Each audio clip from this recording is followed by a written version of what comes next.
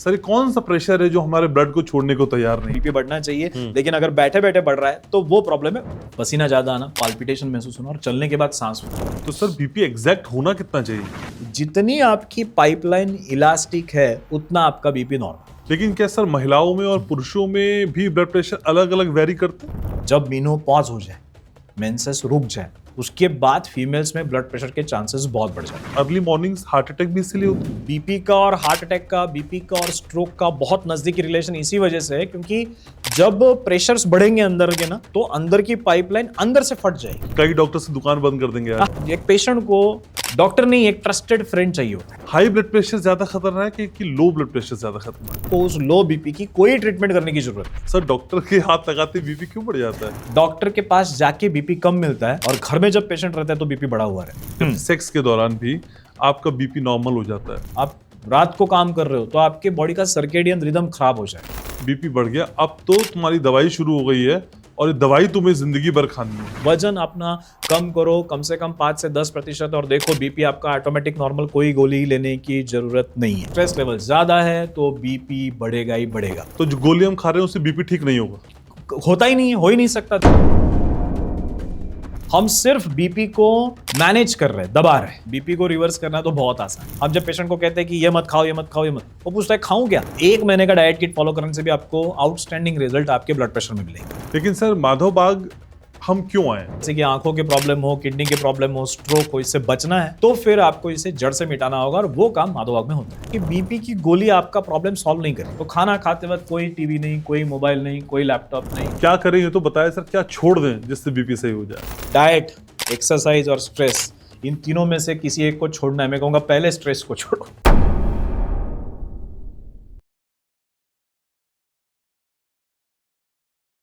इस नहीं का कोई इलाज नहीं, आप रोज कहते हैं आज नहीं। लेकिन इस अतरंगी दुनिया की भागम भाग में सबसे ज्यादा हम किसी चीज को नहीं कहते हैं, ना कहते हैं, तो वो अपनी सेहत को कहते हैं।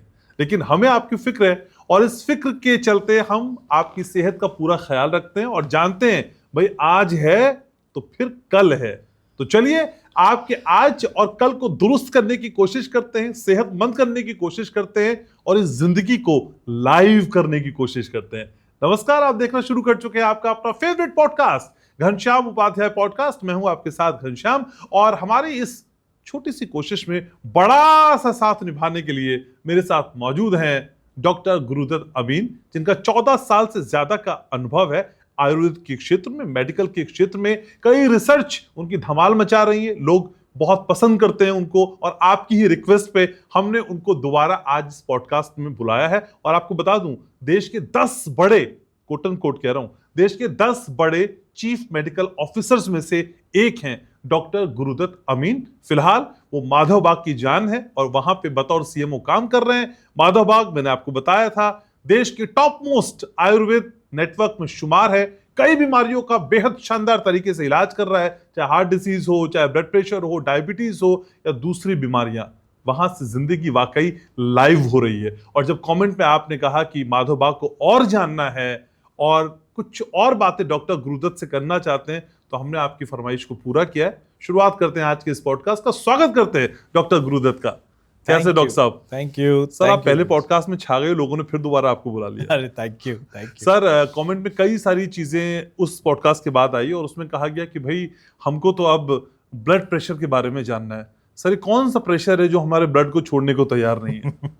बहुत अच्छी बात है कि कौन सा प्रेशर है जो हमें हमारे ब्लड को छोड़ने के लिए तैयार नहीं है। ये बीमारी ऐसी है कि इसे मैं कहता हूं कि इसे समझो। ये ब्लड प्रेशर हमें बहुत आवश्यक है। आईसीयू में जब हम किसी पेशेंट को ट्रीट करते हैं या फिर किसी क्रिटिकल पेशेंट को देखते हैं तो हम सबसे पहले क्या पूछते हैं? बीपी कितना है?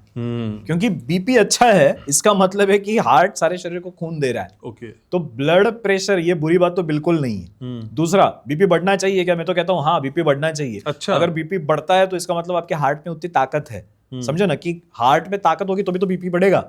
अगर हार्ट कमजोर है तो बीपी कहां से बढ़ेगा? तो बीपी बढ़ना भी चाहिए, हाँ, लेकिन कब बढ़ना चाहिए? जब आप एक्सरसाइज करो तब। अगर बैठे बैठे बढ़ रहा है बीपी तो इसका मतलब ऐसा है कि आपने गाड़ी न्यूट्रल पे है और आप एक्सीलेटर दबा रहे हो, तो इससे फायदा कुछ होने वाला नहीं। इंजन भी खराब होगा, फ्यूल भी ज़्यादा जाएगा और जब ज़रूरत पड़ेगी तब शायद आपकी गाड़ी भागेगी नहीं। तो बीपी का मतलब, हाइपरटेंशन का मतलब है बैठे बैठे बीपी बढ़ जाना। ये डिसीज है, चलने के बाद बीपी बढ़ना, या फिर बीपी बढ़ना चाहिए, नहीं तो मैं कहूँगा बीपी बढ़ना चाहिए, लेकिन अगर बैठे बैठे बढ़ रहा है तो वो प्रॉब्लम है, उसके ऊपर सोल्यूशन ढूंढने होंगे। तो सर बीपी एग्जैक्ट होना कितना चाहिए? हम तो कहते हैं 120/80। मैं तो कहता हूँ कि 120/80 का ही आप टारगेट रखो। अच्छा। ऐसा बहुत सारे लोगों ने कहा है कि ओल्ड एज में 140 भी चलेगा, 150 भी चलेगा, लेकिन लेटेस्ट ट्रायल्स कह रहे हैं कि 120/80 ही सबसे स्टैंडर्ड है। आप प्रयास ये करो कि आपके बॉडी का ब्लड का जो प्रेशर है वो जितना नॉर्मल हो सके उतना नॉर्मल रखे। उसके पीछे का एक बेसिक फंडामेंटल समझ लो। हमारा हार्ट ब्लड पंप करता है, खून सारे शरीर में भेजता है। जब सारा खून शरीर में जाएगा तो वो पल्सेटाइल मूवमेंट होगा। ऐसा पंप किया तो उसमें जो बोलस निकला वो आगे बढ़ते जाएगा। अब ये बोलस आगे बढ़ रहा है पाइपलाइन में। अब ये पाइपलाइन के पास जब आएगा ना बोलस, तो पाइपलाइन ने ऐसा चौड़ा होना होता है, फिर चौड़ा होके वो आगे चला जाएगा, फिर ये सिकुड़ जाएगा। तो इस तरह से खून हमारे शरीर में घूमता है। जितनी आपकी पाइपलाइन इलास्टिक है उतना आपका बीपी नॉर्मल। आपकी पाइपलाइन कड़क होने लगी तो समझो बीपी आपका बढ़ गया। तो सबसे पहला गणित यह है कि आपकी बीपी का डायरेक्ट इंडिकेटर है कि आपके बॉडी में इलास्टिसिटी कितनी है, लचीलापन कितना है। अगर आपके शरीर में लचीलापन अच्छा है तो आपका बीपी कंट्रोल में रहेगा। अगर लचीलापन कम हो गया तो फिर आपका बीपी बढ़ने वाला है। इसे मैं कहता हूं पुष्पा स्टाइल। वो पुष्पा मालूम है ना, झुकेगा नहीं। तो झुकेगा नहीं है रिजिडिटी का इंडिकेटर है। तो रिजिडिटी जितनी आपकी बॉडी में कम है, इलास्टिसिटी जितनी ज्यादा है, उतना आपका बीपी कम रहेगा। और वही आपका टारगेट होना चाहिए 120/80। और यहां पर अगर आप रहते हो तो बहुत अच्छी हेल्थ आप एंजॉय करने वाले हो। लेकिन क्या सर महिलाओं में और पुरुषों में भी ब्लड प्रेशर अलग अलग वेरी करते हैं? Yes, definitely. देखो, महिलाओं का गणित ही पूरा अलग होता है। महिला और पुरुष इन दोनों का गणित अलग इसलिए क्योंकि पुरुष के जो हार्मोन्स है वो कंपैरेटिवली स्टेबल रहते हैं पूरे जिंदगी भर। महिलाओं का वैसा नहीं है। महिलाओं का आप जानते हो कि उनका मेंस्ट्रुअल साइकिल होता है 28 दिनों का। उस 28 दिनों में अलग अलग हार्मोन्स पिक्चर में आते हैं। जब ओव्यूलेशन होता है तो अलग हार्मोन आते हैं, जब मेंस्ट्रुएशन चालू रहता है तब अलग हार्मोन रहते हैं। तो फीमेल के बॉडी का ब्लड प्रेशर वेरी होते जाएगा, है ना। वो कम रहेगा अक्सर, वो ज्यादा बढ़ेगा नहीं, क्योंकि उनका एक बेनिफिट मिलता है। मेंस्ट्रुअल साइकिल मालूम है आपको, उनकी जो मासिक रजिस्ट्राव होता है उसके वजह से उनका शरीर साफ होते रहता है। उनके शरीर में से एक प्रकार से शरीर की शुद्धि होते रहती है, और उस वजह से फीमेल्स में ब्लड प्रेशर आप कम देखोगे। यानी ब्लड प्रेशर के मरीज फीमेल ज्यादा नहीं होंगे। लेकिन जब मेनोपॉज हो जाए, मेंसेस रुक जाए, उसके बाद फीमेल्स में ब्लड प्रेशर के चांसेस बहुत बढ़ जाते हैं। तो मेल और फीमेल में मेंसेस से पहले फीमेल सेफ है, है ना, कंपैरेटिवली सेफ है। भगवान ने उनको प्रोटेक्शन दिया है। लेकिन मेनोपॉज के बाद ये दोनों का रिस्क सेम हो जाता है ना। तो ये बात भी ध्यान रखना। और एक दूसरा गणित फीमेल के बारे में, थायराइड के पेशेंट जो है, हाइपोथायराइड, जो गोली खाते थे को थायरोनॉम, उनमें भी मेनोपॉज के बाद बीपी बढ़ने के चांसेस बहुत ज्यादा बढ़ जाते हैं। तो उन दोनों ने, यानी मेनोपॉज के बाद हर एक फीमेल ने अपना ख्याल रखना है बीपी कंट्रोल करने के लिए। और दूसरा थायराइड के मरीजों ने, जो गोलियां खा रहे हैं अपने थायराइड को कंट्रोल करने के लिए, उन्होंने भी ख्याल रखना है। लेकिन otherwise female are well protected. Female comparatively safe है मेल्स से। सर, जिस तरह पुरुष और महिला का ब्लड प्रेशर बताया वेरी होता है, लेकिन क्या सर दिन के हर पहर में, यानी कि दिन के हर टाइम में भी ब्लड प्रेशर वेरी करता है? माना मैं रात को सो रहा हूँ, बस ऑब्वियसली वेरी करेगा। बीपी बहुत वर्सेटाइल फिगर है। हमारा शरीर, देखो आप ऐसे समझो ना कि हार्ट है, हार्ट को सारे शरीर में खून भेजना है। जरूरत बढ़ेगी तो बीपी बढ़ाया जाएगा। जैसे मैं अभी बैठा हूं तो मेरे शरीर को रिक्वायरमेंट है 5 लीटर की। मेरे पूरे बॉडी को 5 लीटर खून पर मिनट लगेगा। जैसे मैं भागूंगा दौड़ूंगा मुझे 17 लीटर लगेगा। अब जब 17 लीटर भेजना है तो स्वाभाविक है कि फोर्स ऑफ कॉन्ट्रैक्शन बढ़ेगा, जोर जोर से हार्ट काम करेगा, बीपी बढ़ेगा। जैसे आप शाम को देखो या फिर सुबह जल्दी उठते हो, आप सुबह जैसे आप सोए थे रात को, सुबह जैसे ही आप उठते हो, सोए थे उठे, वैसे ही आप कॉन्शियस हो जाते हो। वही समय होता है जो मॉर्निंग सर्ज, बीपी बढ़ जाना। यानी सबसे आइडियल बीपी कौन सा चेक करना है आपने? सुबह उठने के बाद कितना होता है। तो सुबह उठने के बाद जो बीपी है उससे हम एक गोल्ड स्टैंडर्ड पकड़ते हैं कि उसके आधार पर निर्णय लिए जाने चाहिए। आपका बीपी वेरी होता है। रात को सोने के बाद 10 से 15% बीपी कम होता है। यानी जब आप सो जाओ 10 to 15% से ड्रॉप होगा। सुबह उठो तो बीपी बढ़ेगा। तो सुबह का बीपी रिकॉर्ड करके रखो, वो हमारे लिए ज्यादा काम का है। डायूरेनल वेरिएशन, दिन भर के आपके एक्टिविटी से ब्लड प्रेशर में बदलाव आएंगे ही आएंगे। वो स्वाभाविक है, वो नेचुरल है, उनसे डरना नहीं है। सुबह बीपी बढ़ने की बात कर रहे हैं तो हालांकि हम सर आउट ऑफ टॉपिक हो जाएंगे, लेकिन मैंने देखा है कि अर्ली मॉर्निंग्स हार्ट अटैक भी इसीलिए होते हैं। उसी के कारण, वही कारण है। और देखो ब्लड प्रेशर बहुत सेंसिटिव पैरामीटर है। उसे बढ़ाने के लिए आपके बॉडी को बहुत सारा काम करना होता है। हार्ट को इंस्ट्रक्शन देने होते हैं, फोर्स ऑफ कॉन्ट्रैक्शन बढ़ाओ, मसल्स आपके वेसल को बताना पड़ता है थोड़े से सिकुड़ जाओ। तो ब्रेन से बहुत सारे काम चल रहे हैं। एक हार्ट को बता रहा है कि फोर्स बढ़ाओ, दूसरा वेसल को बोल रहा है कि पाइपलाइन थोड़ी छोटी कर दो, बीपी बढ़ाना है। तो ये जो कुछ एक्टिविटी है ना, इसमें कुछ गलती हो गई तो ब्लड क्लॉट बन सकता है हार्ट। और हार्ट में अगर खून का थक्का जम गया तो हार्ट अटैक आता है। तो ये प्रिंसिपल ध्यान में रखो कि बीपी का और हार्ट अटैक का, बीपी का और स्ट्रोक का बहुत नजदीकी रिलेशन इसी वजह से है, क्योंकि जब प्रेशर्स बढ़ेंगे अंदर के ना, तो अंदर की पाइपलाइन अंदर से फट जाएगी। पाइपलाइन अंदर से फटी, क्रैक हुआ उसको, तो वहां पे ब्लड क्लॉट तैयार होगा। और ब्लड क्लॉट हार्ट अटैक का या फिर स्ट्रोक का इंपॉर्टेंट कारण होता है। ये रिलेशन है। सर हमने जब डायबिटीज की बात की थी तब भी हमने पूछा था कि क्या डायबिटीज जेनेटिक होता है, तो क्या ब्लड प्रेशर के साथ भी ऐसा ही है? 2% सेम स्टोरी। पप्पा को है इसका मतलब मुझे होगा ही, ऐसा कोई कारण नहीं। पप्पा को है, लेकिन पप्पा की तरह ही मैं जीवन जी रहा हूँ। उनके तरह ही अगर मेरी लाइफस्टाइल डिस्टर्ब है, उनके तरह ही खान पान मेरा है, तो मुझे भी होगा। हाँ, पर आपने कहा था ना मुझे लास्ट पॉडकास्ट में कि बच्चे माँ बाप से ही सीखते हैं खाना पीना। हाँ, यही तो बात है। इसीलिए हम लोगों ने ये समझना है कि हमारे घर के जो व्यवहार होते हैं उनमें से कौन से सही और कौन से गलत है, उन्हें आइडेंटिफाई करो। अगर घर में शाम को 8 बजे चाय बन रही है और रात को 11 बजे डिनर हो रहा है, तो क्या यही आप कंटिन्यू करना चाहोगे? अगर हम प्लान करें तो बदल कर सकते हैं ना। तो मैंने ऐसे बहुत सारे घर देखे जिन्हें जहां पर रात को 11 बजे खाना खाने की आदत थी। मैंने उनको कंसल्ट किया, मैंने उनको समझाया, फैमिली मेंबर्स को भी बुलाया, उनको भी समझाया। आज वो 7:30-8 बजे खाना खा लेते। बदलाव कॉन्शियसली आएंगे। और अगर हम चाहते हैं कि हमारी फ्यूचर जनरेशन और बेहतर हो, तो कैसे होगी बेहतर? जब हमें उन्हें एक अच्छी हैबिट्स देंगे, तभी जाके वो बेहतर होंगे, तभी वो जाके हेल्दी रहेंगे। और वो प्रयास तो करने चाहिए। लेकिन सर जैसे आप बात करते हैं या पेशेंट को बुलाते हैं, समझाते हैं, और आपका जो नेटवर्क है माधव बाग, सर इतना डॉक्टर टाइम देते नहीं है वैसे पेशेंट को, क्योंकि शायद पेशेंट भी नहीं चाहते उतना टाइम। नहीं सर, घबराता है पेशेंट तो डॉक्टर के पास जाता है, डॉक्टर सीधे मुंह बात नहीं करते। कई बार हमें बताते हैं पेशेंट कि बस यहीं पे बात खत्म हो जाती है। वो एरा खत्म हुआ। अभी वो एरा खत्म हुआ। अब अगर कोई ऐसा डॉक्टर पेशेंट के साथ बात करे तो मुझे नहीं लगता पेशेंट उसके पास जाएंगे, क्योंकि आज पेशेंट को नॉलेज मिल रहा है। पहले जो पेशेंट को पता ही नहीं चलता था, आज जैसे ये पॉडकास्ट चल रहा है, तो आज पेशेंट ये पॉडकास्ट देखने के बाद ब्लड प्रेशर को तो पूरा समझ लेंगे कि ये होता क्या है, कैसे बढ़ता है। तो प्रिंसिपली आज का माहौल डॉक्टर का प्रैक्टिस का ये नहीं हो सकता कि आप पेशेंट से ऐसे कट होके बात करो। ये माहौल ये होगा कि पेशेंट के साथ बने रहो, उसको मेंटरिंग दो, उसे कोचिंग दो, उसको ट्रांसफॉर्म करने का प्रयास करो, ताकि वो कंप्लीटली हेल्दी हो जाए। नहीं सर, आपको नहीं लगता कई बार जैसे पहले हम डॉक्टर के पास जाते थे तो डॉक्टर पे हम ब्लाइंड फेथ करते थे और डॉक्टर साहब जो बताते थे वो मान लेते थे, लेकिन हम पहले से अब इतना सारा ज्ञान लेके जाते हैं कि 10 सवाल हम करते हैं। अच्छी बात है, कोई गलत नहीं है उसमें। मैं इसमें कोई गलत नहीं समझता। आप बिल्कुल डॉक्टर से क्वेश्चन पूछो, आपका अधिकार है। आप डॉक्टर से देखो, एक बात समझो, डॉक्टर आपके शरीर को नहीं ठीक कर रहा है। ये सबसे इंपॉर्टेंट प्रिंसिपल जो मुझे आज तक पता चला है कि यही है कि हम पेशेंट को ठीक नहीं करते, उसका शरीर खुद ब खुद अंदर से ठीक होते रहता है। हम सिर्फ पेशेंट को गाइड करते हैं कि कैसे वो अपने अंदरूनी सिस्टम को मदद करे डिसीज से फ्री होने के लिए। ऐसे समझो कि जब किसी पेशेंट की हड्डी टूटती है, हड्डी टूटने के बाद हम प्लास्टर लगाते हैं, तो क्या लगता है? प्लास्टर के कारण हड्डी जुड़ती है, ऐसा लगता है आपको? ऐसा ही लगता है हमको। नहीं ना, प्लास्टर तो सिर्फ फिक्स करता है, हड्डी तो अंदर खुद ब खुद जुड़ रही है। आप समझे बात को? तो प्लास्टर ना किया जाए तो टेढ़ी मेढ़ी जुड़ेगी, जुड़ तब भी जाएगी। जुड़ तभी भी जाएगी। अच्छा, जुड़ने का, अरे सर एक बात बताओ, नहीं तो फिर एनिमल्स में या फिर जब प्लास्टर की कंसेप्ट नहीं थी तो क्या हड्डी टूटी रहती थी? अंदर की हड्डी खुद ब खुद जुड़ रही है। जख्म होते हैं, अभी किसी को वुंड हुआ, कोई तो घाव लग गया, घाव खुद ब खुद भरता है या डॉक्टर भरता है?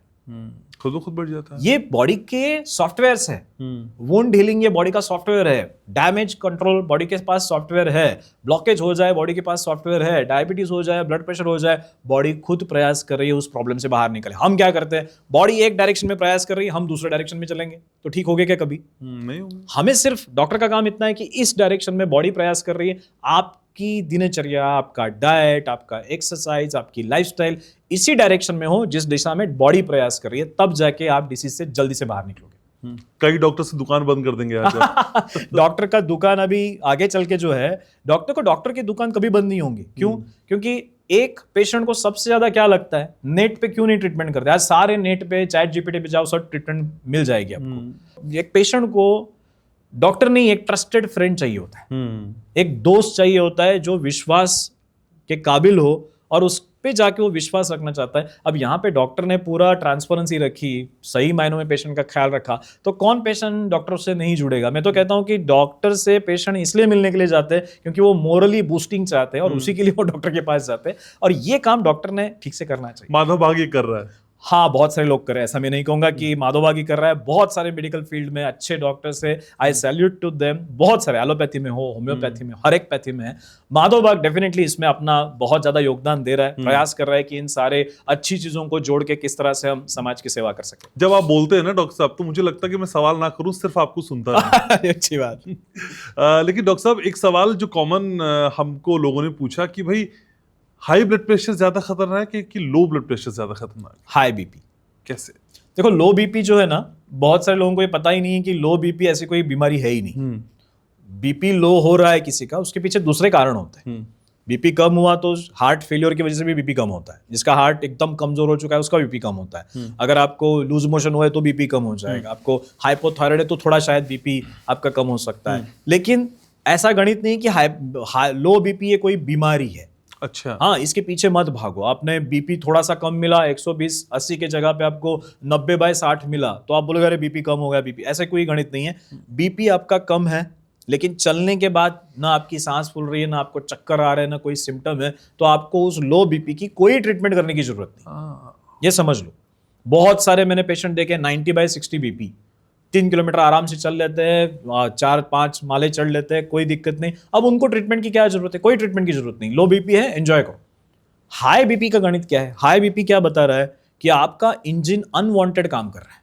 समझे? आपके पास इंजन है, पावरफुल मशीन लगाया हुआ है, वो अनवांटेड काम कर रहा है। इसका मतलब वो आगे जाके थकने वाला है।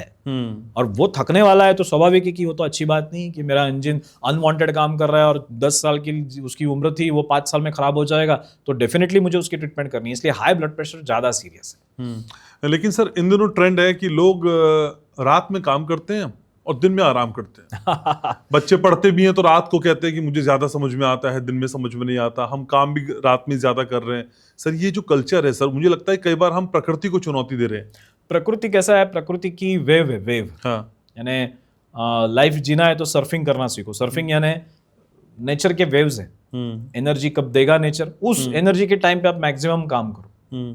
वो अगर आप नहीं करते हो, आप रात को काम कर रहे हो, तो आपके बॉडी का सर्केडियन रिदम खराब हो जाएगा। सर्केडियन रिदम खराब हुआ तो ढेर सारी बीमारियां होगी। इंसोम्निया, रात को पहले आप जगोगे काम करने के लिए, बाद में रात को नींद ही नहीं आएगी।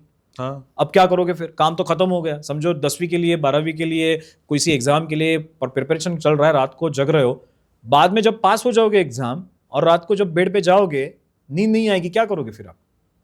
तो ध्यान में रखो कि इस तरह से खेल मत खेलो बॉडी के साथ। सर्केडियन रिदम फॉलो करो। हमारी जो शरीर है ना, वो सनलाइट पे चलता है। यानी सूर्यों के किरण जब हमारे आंखों से अंदर आते हैं ना, तो हमारा ब्रेन का एक सर्केडियन रिदम एक्टिवेट होता है। उसी के आधार पर सारी शरीर की एक्टिविटी चलती है, सारे हार्मोन्स रेगुलेट होते हैं। दिन रात का चक्र शरीर को उसी से समझता है। अगर हमने वहां पे गलतियां कर दी तो ढेर सारे डिस्टर्बेंस आपके बॉडी में होंगे। जैसे मैंने अभी कल एक सेशन में कहा था कि पीसीओडी के पेशेंट में, पीसीओडी मालूम है आपको? मेंसेस इरेगुलर हो जाती है। उसमें ये बहुत बड़ा कारण है कि आप रात को लेट सोते हो, सुबह लेट उठते हो। आप वो करेक्ट करना चालू करो, देखो आपकी लाइफ के बहुत सारे प्रॉब्लम्स ऐसे ही छूट जाएंगे। तो रात को वो काम करना अच्छी बात बिल्कुल नहीं है, बीपी बढ़ाने वाली बात है। ठीक है सर, ये बीपी बढ़ने के कई कारण है। वैसे मैंने कई बार ये भी देखा है कि घर से हम बीपी नाप के जाते हैं तो ठीक होता है, लेकिन डॉक्टर के छूते ही वो वाइट कोट हाइपरटेंशन ऐसा होता है कि बीपी बढ़ जाता है। सर, डॉक्टर के हाथ लगाते बीपी क्यों बढ़ जाता है? अरे देखो, उसके पीछे एक स्टोरी है। अब हम देखो, बचपन में जब हम डॉक्टर के पास जाते थे, छोटे थे तो डॉक्टर क्या करते थे? सुई लगाते थे। अब सुई लगा तो कौन सा बच्चा डॉक्टर से प्यार करेगा? तो बचपन से हमने कभी डॉक्टर से प्यार नहीं किया, क्योंकि डॉक्टर क्या है, वो सुई मारने वाला आदमी है, वो मुझे तकलीफ देगा। इसलिए हमारे मन में वो एक प्रकार का डर आ चुका है। इसलिए किसी भी पेशेंट को डॉक्टर को जाके मिलना ये बहुत एक्साइटिंग, वाओ अभी डॉक्टर से जाके मिलना है, ऐसा कोई नहीं कहता है। हाँ। वो डर के ही जाते हैं, प्रेशर में ही जाते हैं। माहौल भी देखो डॉक्टर के कैबिन का कैसे रहता है, बाहर ऐसे सब शांत बैठे हुए, जैसे कि बहुत कुछ स्ट्रेसफुल वातावरण है। तो वो जो वातावरण है ना, वो वातावरण कहीं ना कहीं तो बीपी बढ़ा देता है। लेकिन ये एक पहलू हुआ। दूसरा पहलू आप समझ लो, आपने जो नाम लिया व्हाइट कोट हाइपरटेंशन, वैसे और एक बीपी का टाइप है मास्क हाइपरटेंशन। अच्छा। ये मास्क क्या होता है?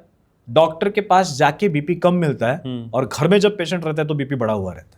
देखो, हर एक पेशेंट जो डॉक्टर के केबिन में आ रहा है वो डर नहीं रहा है। कुछ पेशेंट को डॉक्टर को देख के एक तसल्ली मिलती है, एक ताकत मिलती है, एक माइंडसेट अच्छा लगता है, एक फ्रेशनेस लगता है, चलो मेरे ख्याल रखने वाला कोई तो आदमी है, उसका बीपी नॉर्मल मिलेगा, लेकिन घर में जाने के बाद बीपी बढ़ा हुआ मिलेगा। ये भी कंडीशंस है। और इसीलिए ना बीपी को नापने का एक बहुत बेहतरीन तरीका होता है एम्बुलेटरी ब्लड प्रेशर मॉनिटरिंग। इसका मतलब क्या है? एक मशीन लगाया जाता है हाथ को और 24 घंटे का बीपी रिकॉर्ड करेगा। अच्छा। 24 घंटे का बीपी। आप रात को सोए तो सोने के बाद भी वो चेक करते रहेगा। आप सोए हो और वो चेक करते रहेगा बीपी। सुबह उठोगे, दिन भर काम करोगे, कुछ तो बस पकड़नी है, भागना है, वो बीपी लग के ही चलेगा। फायदा क्या होता है? पूरे 24 घंटे का एनालिसिस आता है और उसके आधार पर हम निर्णय ले सकते हैं कि इस पेशेंट को सचमुच बीपी है या नहीं। मैंने तो ऐसे बहुत सारे पेशेंट देखे जो बीपी की गोलियां कई दिनों से खा रहे हैं।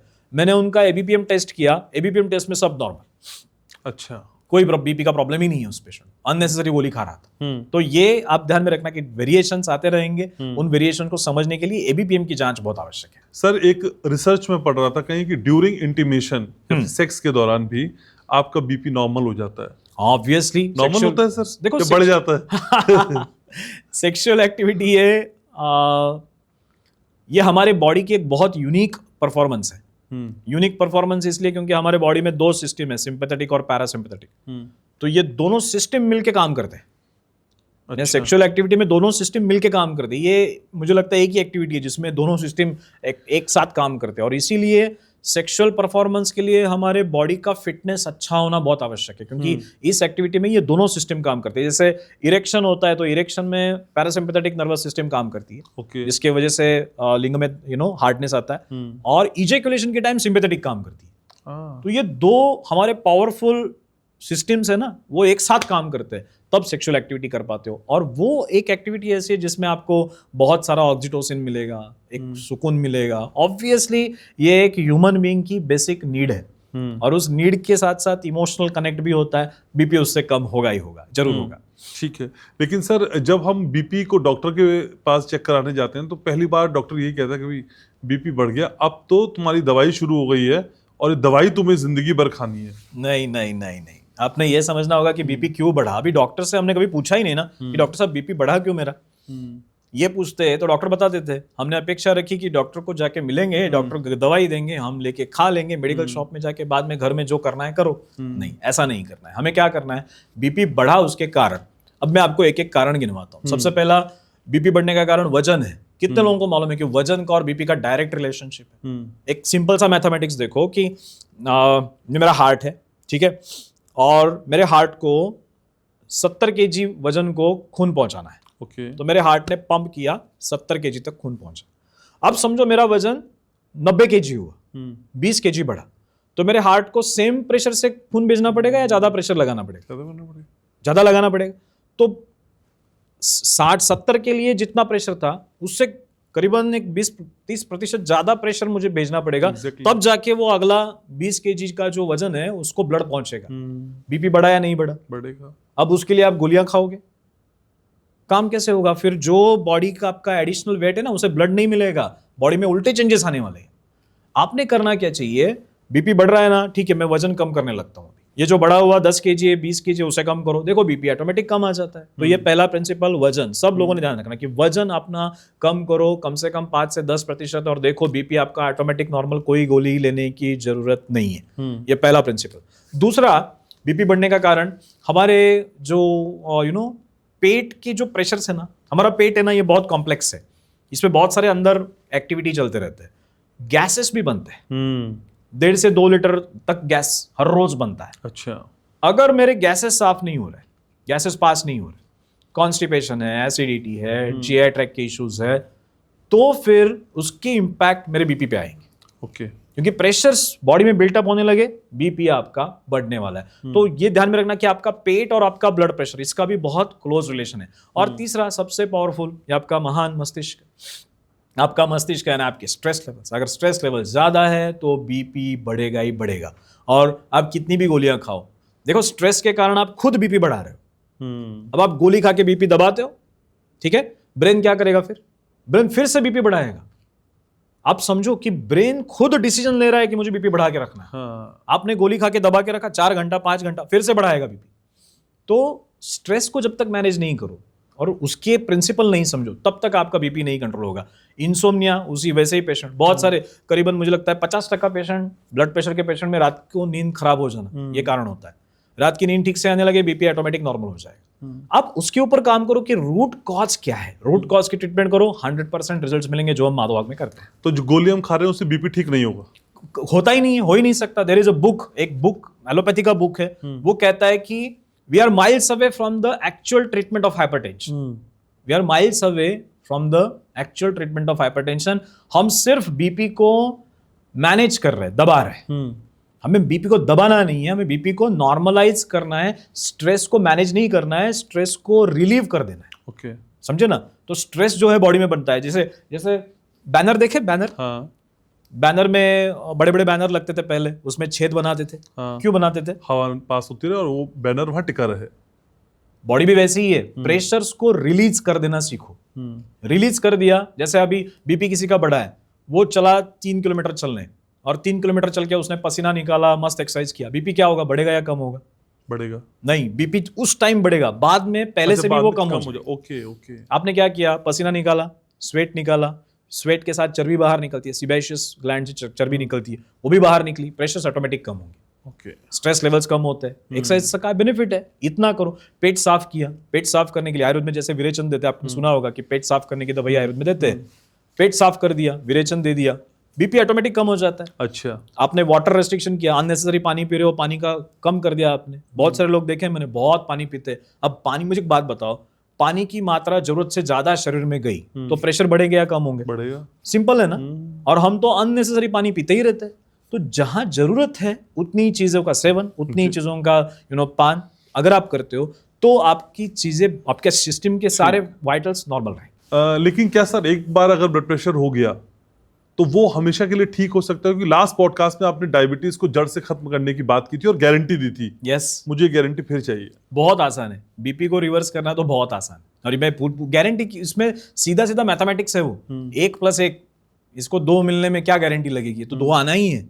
1 को 1 में ऐड करो तो 2 ही आएगा। वैसे ही ये डायबिटिक रिवर्सल के प्रिंसिपल्स है। देखो हमने करना क्या क्या है। सबसे पहला, बीपी बढ़ने का कारण मैंने अभी फिर से एक बार अगेन काउंटिंग करते थोड़े मेडिकल पर्सपेक्टिव से।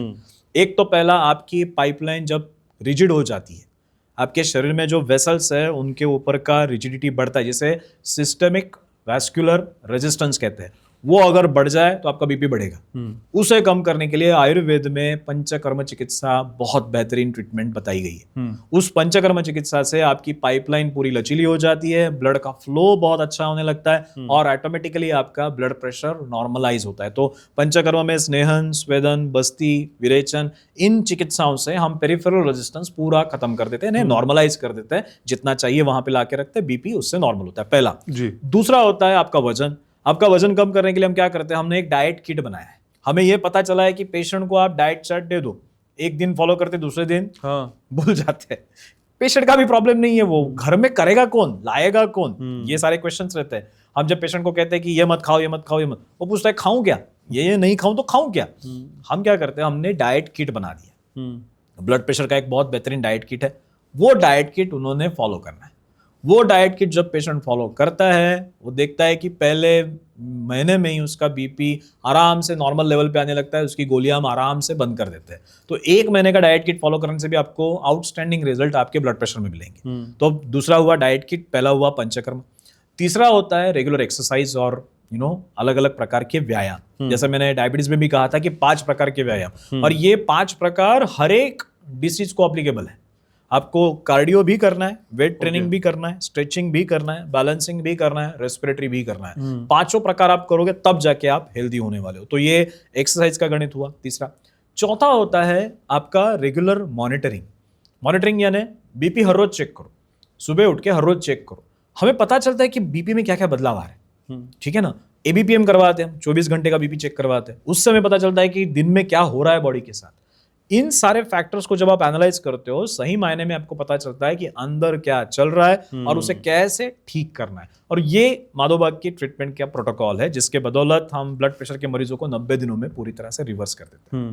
लेकिन फिर वही सवाल सर जो लास्ट टाइम पूछा था, खर्चा कितना आएगा सर, जेब का सवाल है। देखो यहाँ पे खर्चा करीबन पकड़ के चलो 20,000 से लेके 35,000 तक, 20 to 35,000, जिसमें हमारे सारे ट्रीटमेंट्स है, पंचकर्म की प्रोसीजर्स है, डाइट किट है, ये सारा उसमें इन्वॉल्व रहता है। क्योंकि ये सारी चीज़ें जब करने के लिए जाते हो आप, जैसे एक पंचकर्म करने के लिए जाते हो, आपको उसका खर्चा बहुत आता है। हम क्या करते हैं, एक पेशेंट को एनालाइज करके उसको एग्जैक्ट कितने ट्रीटमेंट की सेट आवश्यक है उसके प्रोटोकॉल हमने बनाए, बीपी कितना है उसके आधार पर हमने प्रोटोकॉल बनाए, उन प्रोटोकॉल के आधार पर पेशेंट की ट्रीटमेंट होती है। तो सारा ट्रांसपेरेंट होता है, आपको क्या प्रॉब्लम है, इसके सॉल्यूशन हमारे प्रोटोकॉल के हिसाब से ये है, इसे फॉलो करो, आपको 100% रिजल्ट्स मिलेंगे। ये हमारा कमिटमेंट है। देश भर में कहाँ कहाँ हम आपकी इस नेटवर्क की सुविधा ले सकते हैं? सर हमारा तो महाराष्ट्र में, मध्य प्रदेश, उत्तर प्रदेश, दिल्ली, कर्नाटक, गोवा, हैदराबाद में है, विशाखापट्टनम में हमारा हॉस्पिटल है, पंजाब में हमारे सेंटर्स है, यूपी में तो है ही है, मैंने कहा दिल्ली में भी है,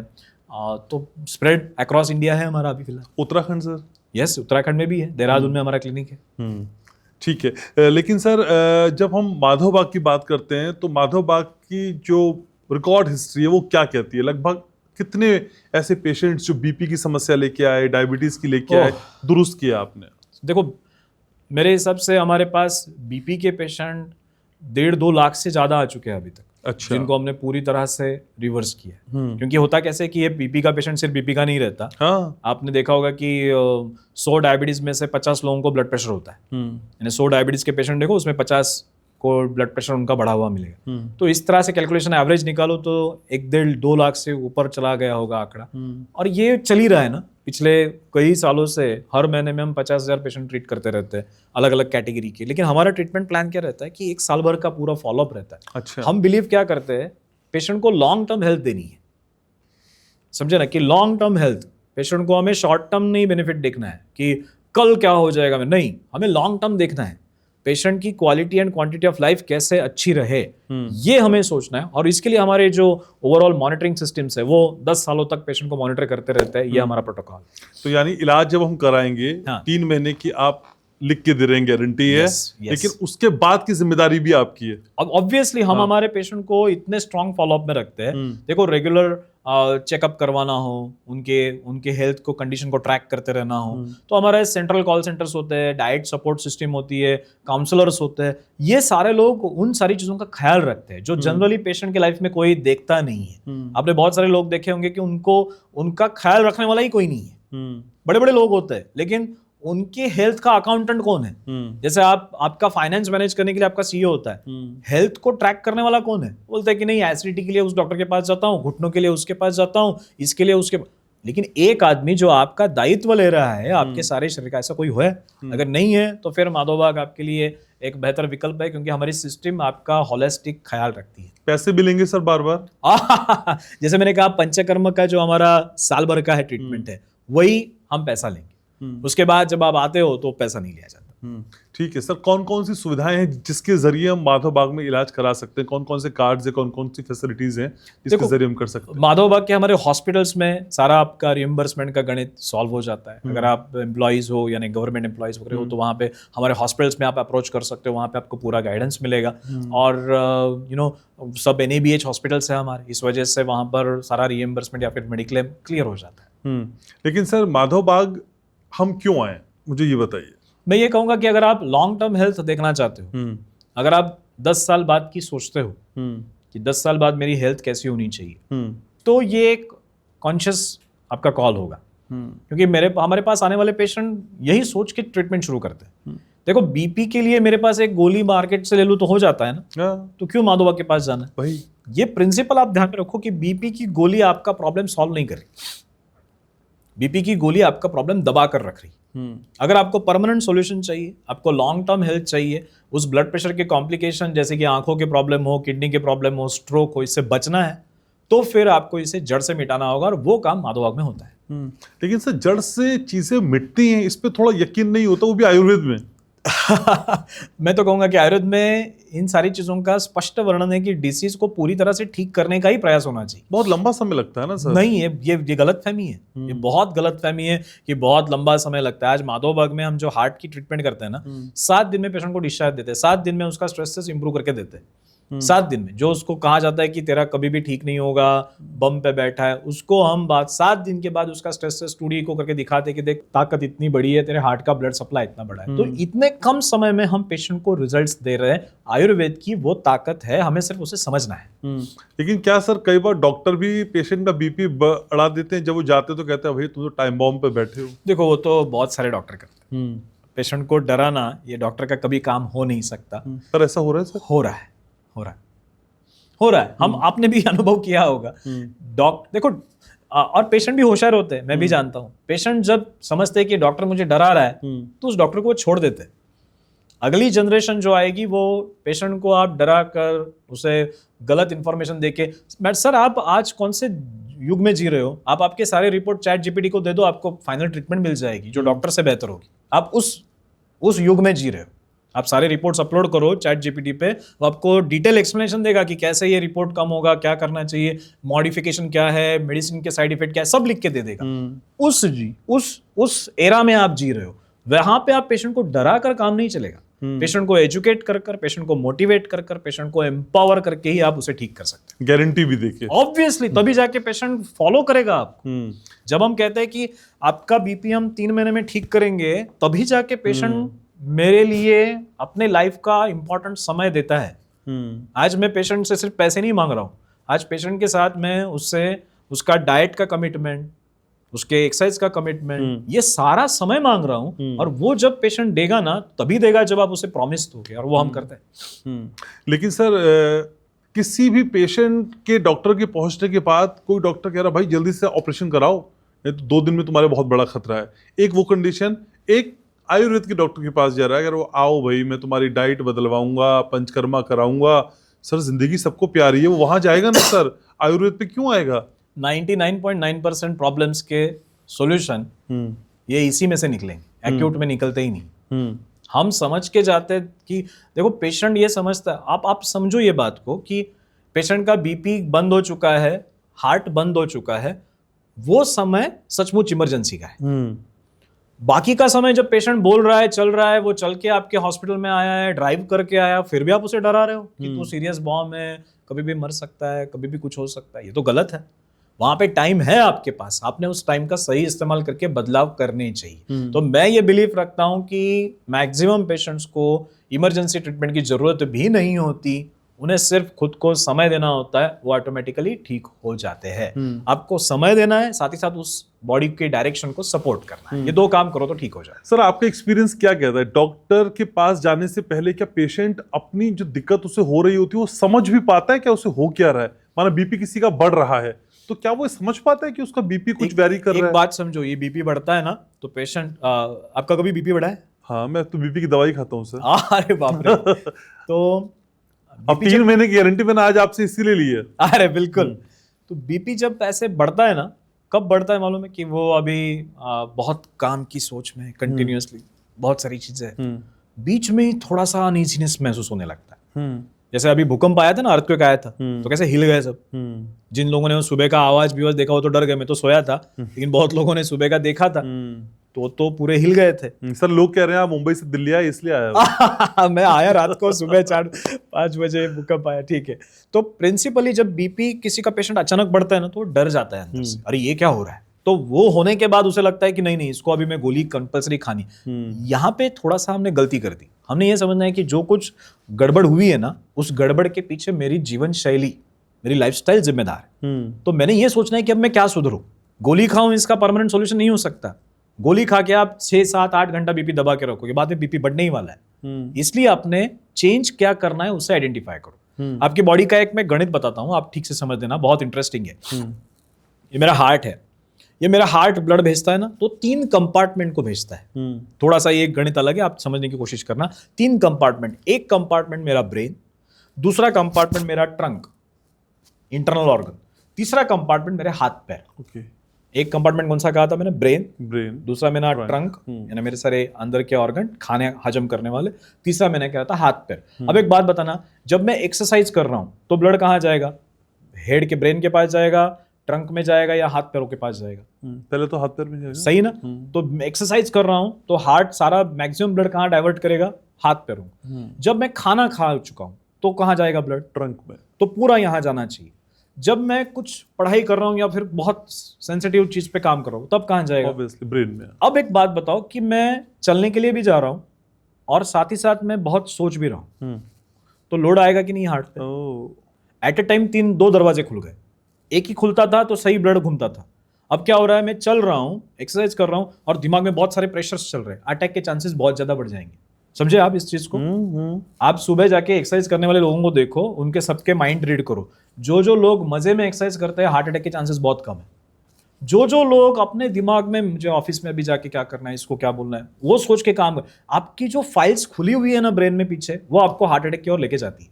तो पीछे की फाइल सारी बंद करके एक्सरसाइज करो। ये प्रिंसिपल बहुत इंपॉर्टेंट है। अब ये समझ लोगों में नहीं होती। जैसे कि ये जैसा एक्सरसाइज कहा मैंने, खाना खाने का, खाना खा रहा हूं, कहाँ ब्लड जाना चाहिए? पूरा ट्रंक को मैक्सिमम। खाना खाते वक्त भी बहुत ज्यादा सोच रहा हूं मैं, तो क्या होगा? फिर से स्ट्रेस आया। समझे? तो ये 3 अलग अलग कंपार्टमेंट है। आपकी लाइफ को इसे कंपार्टमेंट में डिवाइड करो कि अभी मैं खाना खा रहा हूं ना, तो खाना खाते वक्त कोई टीवी नहीं, कोई मोबाइल नहीं, कोई लैपटॉप नहीं, कोई बातें नहीं, मस्त प्यार से ये जिंदगी का आखिरी खाना है, इस तरह से इसे खाओ कि बहुत बढ़िया खाना है, भगवान को थैंक यू कहो और खाना खाओ। फोकस्ड रहो वहीं पे। एक्सरसाइज कर रहे हो, एक्सरसाइज को एंजॉय करो, स्पोर्ट्स में, एक्टिविटी में मजा करो। ये जब आप करोगे ना, तब सही मायनों में हेल्थ इंप्रूव होती है। बहुत इंटरेस्टिंग है सर ये। सर 3 बड़ी वजह जिसे जान के हमें पता चल जाए कि भाई बीपी की दिक्कत शुरू हो गई है। पसीना ज्यादा आना, पाल्पिटेशन महसूस होना और चलने के बाद सांस फूलना। तो ये 3 दिखाई दे तो समझ लेना कि बीपी का गड़बड़ हो रहा है। लॉन्ग टर्म के लिए ये प्रॉब्लम है। इसे जल्दी से जल्दी आइडेंटिफाई करो, ट्रीट करना शुरू कर दो। क्या करें ये तो बताएं सर, क्या छोड़ दें जिससे बीपी सही हो जाए? स्ट्रेस छोड़ दे, क्योंकि सबसे बड़ा बीपी का रूट कॉज स्ट्रेस है। देखो, मैंने ऐसे बहुत सारे मोटे पेशेंट देखे जिनका बीपी एकदम नॉर्मल है, ठीक है। बहुत सारे लोग देखे जो जिंदगी मौत खुल के जीते। खुल के जीना सीखो सबसे पहले, क्योंकि जितना ज्यादा स्माइल करोगे, जितना ज्यादा हैप्पी रहोगे, जितना ज्यादा दूसरों को अप्रिशिएट करोगे, जितना ज्यादा दूसरों को मदद करोगे, उतना आपका स्ट्रेस लेवल ड्रॉप होगा, बीपी कंट्रोल में रहेगा। तो मुझे अगर पूछा जाए कि डाइट, एक्सरसाइज और स्ट्रेस, इन तीनों में से किसी एक को छोड़ना है, मैं कहूँगा पहले स्ट्रेस को छोड़ो, बाद में सब चीजें करो, पहले स्ट्रेस को छोड़ो। और स्ट्रेस को छोड़ने का तरीका बहुत सिंपल है। जो है उससे प्यार करो, जो है आपके पास उससे लगाव रखो, उससे प्यार करो। थैंकफुल रहो आपकी लाइफ के प्रति कि जो है बहुत बढ़िया है, और दूसरों को अप्रिशिएट करना चालू करो, बस ऑटोमेटिक स्ट्रेस लेवल्स ड्रॉप हो जाते हैं। माधव, बाकी 2 ऐसी बड़ी बातें सर जो उसको बाकी नेटवर्क से अलग करता है। बहुत ज़्यादा साइंटिफिक है, रिसर्च बेस्ड है, रिसर्च पेपर्स पब्लिश करते रहते हैं हम। और रिसर्च पेपर वो पब्लिश करना ये किसी को दिखाने के लिए नहीं, हमारे अंदरूनी सिस्टम्स को इंप्रूव करने के लिए करते हैं। कि जैसे ब्लड प्रेशर के 2 मरीज है, एक ओबेज, वजन ज्यादा है और बीपी बढ़ा है, और एक पतला है, बीपी बढ़ा है। ओके। दोनों का ट्रीटमेंट लाइन हमारे यहाँ पे अलग है। तो ये जो हमारे प्रोटोकॉल्स बने हैं, ये हमारे इंटरनल रिसर्च से बने हैं कि दोनों की जरूरतें अलग अलग है। एक किसी को ब्लड प्रेशर के साथ डायबिटीज है, उसके ट्रीटमेंट के प्लान अलग होंगे, और इसको सिर्फ प्लेन ब्लड प्रेशर है, उसका ट्रीटमेंट प्लान अलग होगा। तो ये जो रिसर्च हम करते हैं वो हमारे प्रोसेसेस इंप्रूव करने के लिए, ताकि हमारे पेशेंट को ज्यादा से ज्यादा रिजल्ट हम दे सके। लेकिन ये एक पहला हुआ रिसर्च बेस्ड। और दूसरा मैं कहूंगा कि ये जो ट्रीटमेंट हम करते हैं, इसका उद्देश्य है आपके लाइफ को ट्रांसफॉर्म करना, पूरा चेंज कर देना। ये ऐसा नहीं है कि आप दुकान में गए और बोला एम्लोडेपिन दे दो, आपने एम्लोडेपिन खा लिया और चल गए, हो गया सब ठीक। ऐसा नहीं है।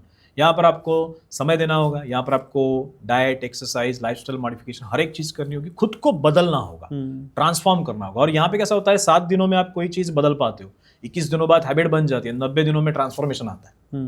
तो ये जो 7, 21 और 90 दिनों का इक्वेशन है, वो हम फॉलो करते हैं ताकि हम पेशेंट को पूरी तरह से ठीक करें। यानी माधव बाग आने के 7 दिन बाद हमें फर्क दिखने लगेगा। 7 दिन फर्क तो पहले 2 दिन से दिखता है। अच्छा। अब बीपी के गणित देखो तो डाइट किट चालू किया, पंचकर्म किया तो 1 घंटे में बीपी कम आ जाता है। आप 1 घंटे बाद बीपी चेक करो, आपको दिखता है सब बीपी कम आ चुका है। क्योंकि देखो बीपी कैसा है, पानी गया शरीर से, पंचकर्म किया तो क्या हुआ, स्वेटिंग हुआ, सॉल्ट गए, सिबेशियस सिक्रीशन गया, लोड कम हुआ, स्नेहन कर रहे थे, उससे मसल्स वेसल्स रिलैक्स हुए, बीपी तो कम होना ही है।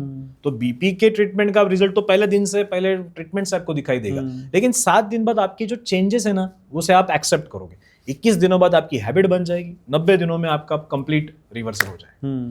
लेकिन सर, जब बदलाव की हम बात करते हैं और जब उम्मीद करते हैं कि बदलाव हो जाए, माधव बाग में आते हैं और आयुर्वेद की बात करते हैं, लेकिन आयुर्वेद हमें लॉन्ग लास्टिंग हमारे साथ रहेगा, ऐसे कैसे समझें सर? क्योंकि इतना समय तो किसी के पास है भी नहीं इतना देने के लिए। समय देने के लिए जरूरत भी नहीं है। आप देखो, हर बार डॉक्टर्स के पास जाके मिलना नहीं है। जैसे हमारे पास, हम ऐप के माध्यम से पेशेंट को ट्रैक करते हैं, ऐप के माध्यम से पेशेंट को कैसा हालत है, कैसे इंप्रूवमेंट हो रही है, सब ट्रैक करते हैं।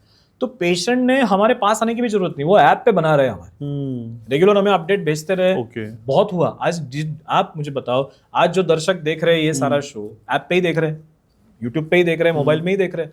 आपने उस मोबाइल में माधव बाग के ऐप के साथ बने रहना है। इतना भी आप करते हो तो भी आपकी सेहत बहुत बढ़िया रहेगी। सर, एलोपैथी में हर पेशेंट के लिए अलग अलग गोलियां हैं, अलग अलग कैप्सूल्स हैं, अलग अलग इंजेक्शन है, लेकिन आयुर्वेद में आप सभी को पंचकर्म कर दे रहे हैं।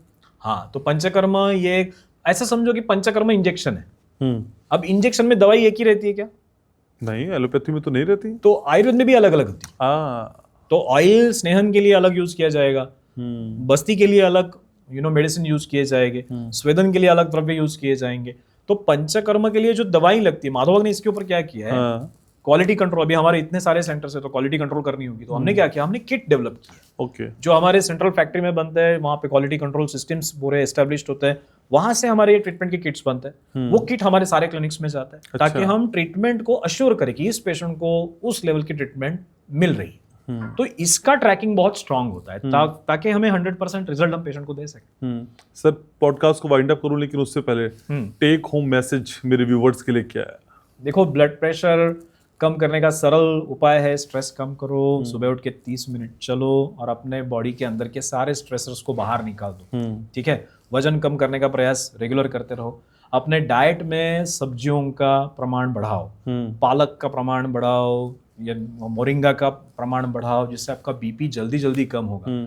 खाने से पहले हर रोज एक बिग बाउल सैलड खाना शुरू कर दो, ताकि फाइबर्स अंदर जाए, पोटेशियम अंदर जाए, जो आपके बीपी को कंट्रोल करने में मदद करता है।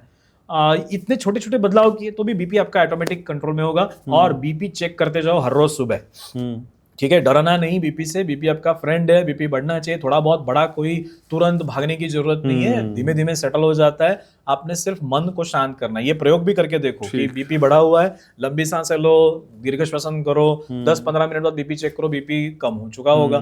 तो प्रिंसिपली इसे कंट्रोल करने के लिए आपको इसे समझना होगा, और समझने के बाद इसे मैनेज करने के लिए एक ही तरीका है, स्ट्रेस को रिलीव कर दो। बीपी को मैनेज नहीं करना है, बीपी को मैं कहूंगा रिलीव कर देना है, प्रेशर्स को निकाल देना है, ताकि बीपी नॉर्मल हो। ठीक है सर, एक उपाय मैं जोड़ दूं, डॉक्टर गुरदत्त अमीन को इस पॉडकास्ट में बार बार बुलाओ। Thank you, thank you. आप आएंगे सर? जरूर जरूर, मैंने आपसे प्रॉमिस ले लिया पॉडकास्ट। जरूर। Thank you so very much sir, समय निकाला, आप आए, thank you so very much. धन्यवाद। तो फिर ये दोस्त जो बार बार आपके कहने पे आपसे मिलने चला आता है, वो घनश्याम उपाध्याय पॉडकास्ट है। और इस पॉडकास्ट की कोशिश यही है कि आप स्वस्थ रहें, हेल्दी रहें, और मैं जैसे शुरुआत में कह रहा था, आपकी ज़िंदगी लाइव रहे, मुस्कुराते रहे। और आप जब मुस्कुराते हैं तो यकीन मानिए बहुत अच्छे लगते हैं। लाइक करिए, शेयर करिए, सब्सक्राइब करिए, ये आप लगातार करते आ रहे हैं। लेकिन अपनी सेहत का बहुत ख्याल रखिए, क्योंकि आज है तो कल है, और हमें फिक्र है आपकी। हाँ, मैं आपसे बहुत प्यार करता हूँ।